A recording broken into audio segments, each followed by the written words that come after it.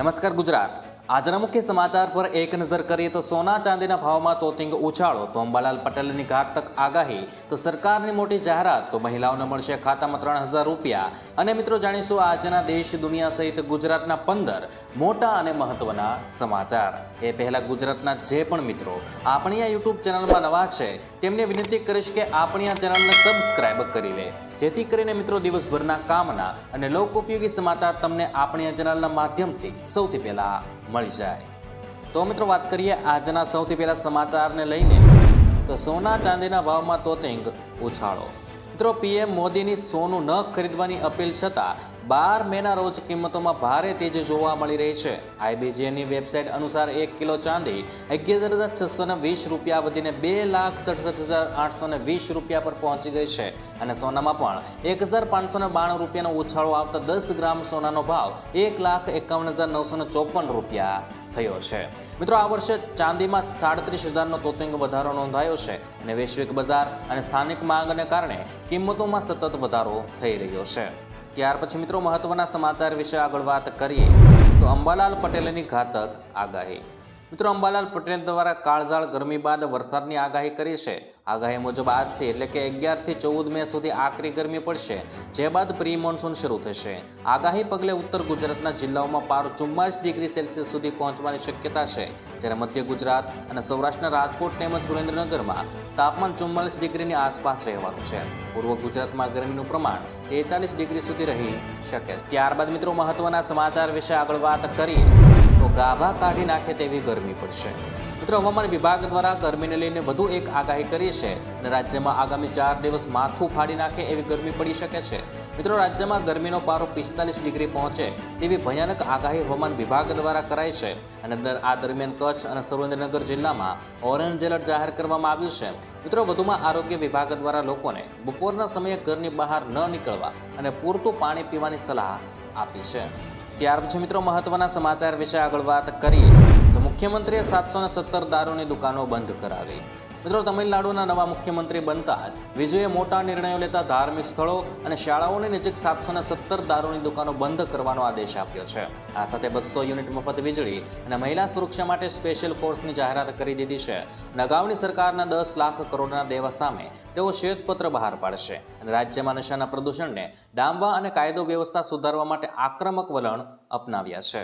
ત્યારબાદ મિત્રો મહત્વના સમાચાર વિશે આગળ વાત કરીએ તો એલપીજી સબસિડી અંગે સરકારનો મોટો નિર્ણય। મિત્રો કેન્દ્ર સરકારે એલપીજી ગ્રાહકોને સબસિડી માટેની તેમની પાત્રતા અંગે એસએમએસ સૂચનાઓનો મોકલવાનું શરૂ કર્યું છે। ગેસ સબસિડીની પાત્રતા હવે ટેક્સ રેકોર્ડ દ્વારા ચકાસવામાં આવી રહી છે અને 10 લાખથી વધુની વાર્ષિક કરપાત્ર આવક ધરાવતા વ્યક્તિઓએ 7 દિવસની અંદર તેમની સંપૂર્ણ વિગતો સબમિટ કરાવવાની રહેશે। આમ કરવામાં નિષ્ફળતાના પરિણામે તેમની સામે શક્ય તેટલી કડક કાર્યવાહી થઈ શકે છે। ત્યાર પછી મિત્રો મહત્વના સમાચાર વિશે આગળ વાત કરીએ તો આ સ્કીમમાં મળશે માસિક 5,550 રૂપિયા।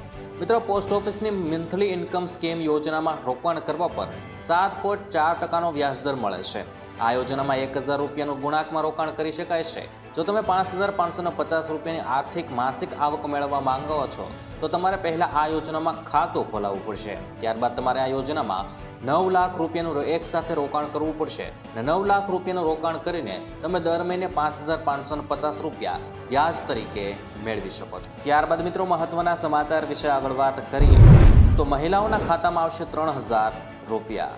મિત્રો બંગાળ સરકારની અન્નપૂર્ણા ભંડાર યોજના હેઠળ મહિલાઓના બેંક ખાતામાં 1 જૂનથી 3,000 રૂપિયાની આર્થિક સહાય આપવામાં આવશે। રાજ્ય સરકારના એક અધિકારીએ સોમવારના રોજ આ જાણકારી આપી હતી અને વિધાનસભા ચૂંટણીના પ્રચાર દરમિયાન પ્રધાનમંત્રી નરેન્દ્ર મોદી અને ગૃહમંત્રી અમિત શાહે રાજ્યમાં મહિલાઓ માટે અન્નપૂર્ણા ભંડાર સામાજિક કલ્યાણ યોજનાને લાગુ કરવા માટે વારંવાર વચન આપ્યા હતા। ત્યાર પછી મિત્રો મહત્વના સમાચાર વિશે આગળ વાત કરીએ તો મોદી સરકારથી મોટો ખતરો કોઈ નથી। મિત્રો નીટ પેપર લીક પર રાહુલ ગાંધીએ કહ્યું છે કે નીટ હવે હરાજી છે। પાછલા 10 વર્ષમાં 89 વખત પેપર લીક થયા છે અને 48 વખત રી એક્ઝામ લેવામાં આવી છે। 22 લાખથી વધુ વિદ્યાર્થીઓનું ભવિષ્ય બરબાદ થયું છે। 22 લાખ બાળકોનો વિશ્વાસ તૂટ્યો છે અને મોદી સરકારથી મોટો ખતરો ભારતના યુવાનોના સપનાઓ માટે કોઈ નથી। વધુમાં કહ્યું છે કે હું ભારતનો યુવા સાથે છું। આ સમય ખૂબ જ કપરો છે પણ વ્યવસ્થા આવી રહેશે નહીં, અમે સાથે મળીને બદલીશું। ત્યાર પછી મિત્રો મહત્વના સમાચાર વિશે આગળ વાત કરીએ તો તો શિક્ષણ વિભાગના નિયમોમાં મોટો ફેરફાર.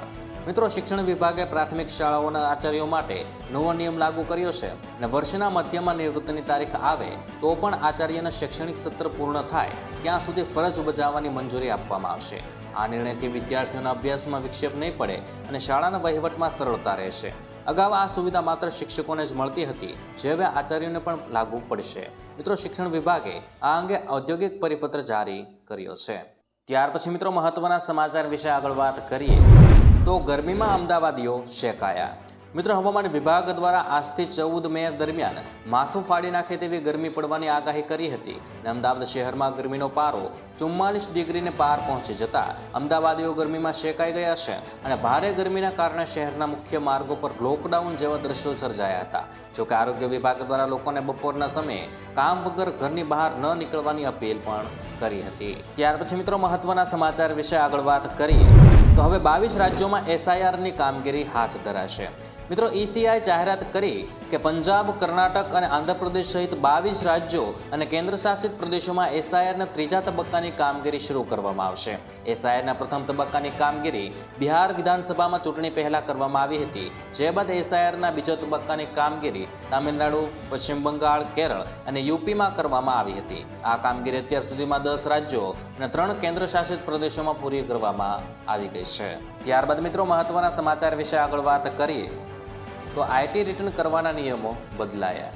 મિત્રો, ઇન્કમ ટેક્સ વિભાગે નાણાકીય વર્ષ 2025 અને 26 એટલે કે એસેસમેન્ટ યર 2026 અને 27 માટે નવા ઇન્કમ ટેક્સ રિટર્ન ફોર્મ જારી કર્યા છે. આ વખતે ડિક્લેર્સ નિયમોને કડક બનાવવામાં આવ્યા છે. ઇન્કમ ટેક્સ રિટર્ન 1માં હવે 2 હાઉસ પ્રોપર્ટી 1.25 લાખ સુધીના LTCની જાણકારી આપી શકાશે. ITR 2માં વિદેશી સંપત્તિ અને ક્રિપ્ટોની વિગતો આપવી ફરજિયાત છે. ITR 3 અને ITI 4માં F&O અને ઇન્ટ્રાડે ટ્રેડિંગ અને બેંક બેલેન્સની વિગતો કડક કરવામાં આવી છે.